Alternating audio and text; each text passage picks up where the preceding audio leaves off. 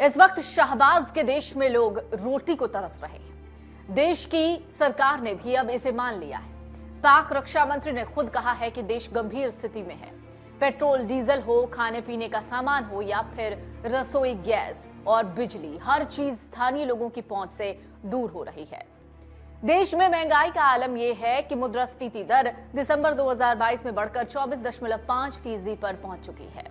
इसके अलावा पाकिस्तान पर कर्ज भी लगातार बढ़ रहा है। पाकिस्तान की अर्थव्यवस्था भी श्रीलंका की तरह ही बुरे दौर में है। यहाँ पर महंगाई ने कैसे कोहराम मचाया हुआ है, इसका अंदाजा चिकन और एलपीजी की कीमतों देखकर लगाया जा सकता है। देश में चिकन और मीट आम आदमी की पहुंच से दूर हो गया है। खराब माली हालत से पाकिस्तान गुजर रहा है। उसके पास विदेशी मुद्रा नहीं है। कई महीनों में सरकारी कर्मचारियों को वेतन नहीं मिला है। वर्ल्ड बैंक और आईएमएफ के अलावा चीन और सऊदी अरब जैसे दोस्त भी पाकिस्तान के फिलहाल मदद करते दिख नहीं रहे। नतीजे में आम पाकिस्तानियों के लिए हर दिन नई मुसीबत लेकर आ रहा है। ताजा खबर है कि पाकिस्तान में आटे के लिए हाहाकार है। 2 जून की रोटी भी नहीं मिल रही।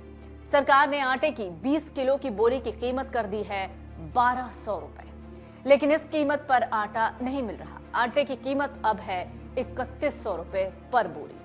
सस्ते आटे के लिए कई जगहों पर मारामारी हो रही है। इसमें अब तक 6 लोगों ने जान गंवाई है, ये मीडिया रिपोर्ट्स कहती हैं। सिंध, बलूचिस्तान और खैबर पख्तूनख्वा में सरकारी दुकानों में आटे का स्टॉक नहीं है। यहाँ लोगों को बड़ी मुश्किलों का सामना करना पड़ रहा है। पाकिस्तान में गरीबों की तादाद बहुत है। ऐसे में परिवार के लिए लोग महंगा आटा खरीद नहीं पा रहे। पाकिस्तान सरकार लगातार कह रही है कि वो गरीबों को हर हाल में सस्ता आटा दिलाएगी, लेकिन आटे का स्टॉक ही बाजार से गायब है। ऐसे में तमाम परिवारों को भुखमरी का सामना करना पड़ रहा है। आने वाले दिनों में हालात और बिगड़ने की आशंका है। वहीं शहबाज शरीफ की सरकार के मंत्री हालात को बिगड़ते देखने के बावजूद कोई ठोस कदम नहीं उठा रहे।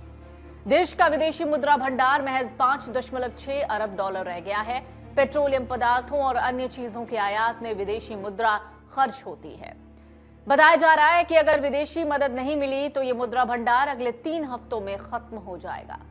पाकिस्तान की सरकार ने चीन और सऊदी की तरफ उम्मीद भरी निगाह लगाई हुई है, लेकिन अब तक इन देशों ने उनकी मदद के लिए हाथ नहीं उठाया है।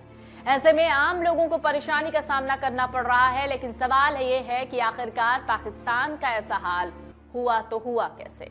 बीते साल 2022 में जून महीने से लेकर अक्टूबर महीने तक देश में विनाशकारी बाढ़ के प्रकोप ने पाकिस्तान में आर्थिक स्थिति बिगाड़ने में सबसे बड़ी भूमिका निभाई।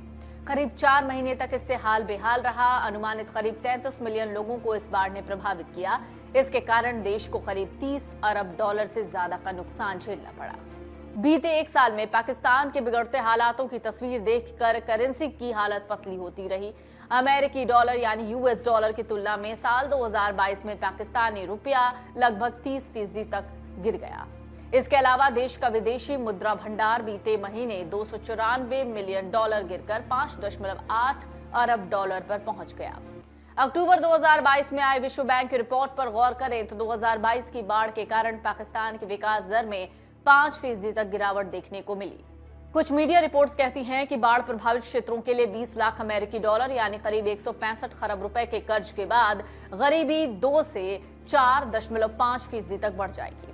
पाकिस्तान अंतर्राष्ट्रीय गरीबी सूचकांक यानी इंटरनेशनल पॉवर्टी इंडेक्स की लिस्ट में 116 देशों में से 92वें स्थान पर पहुंच चुका है।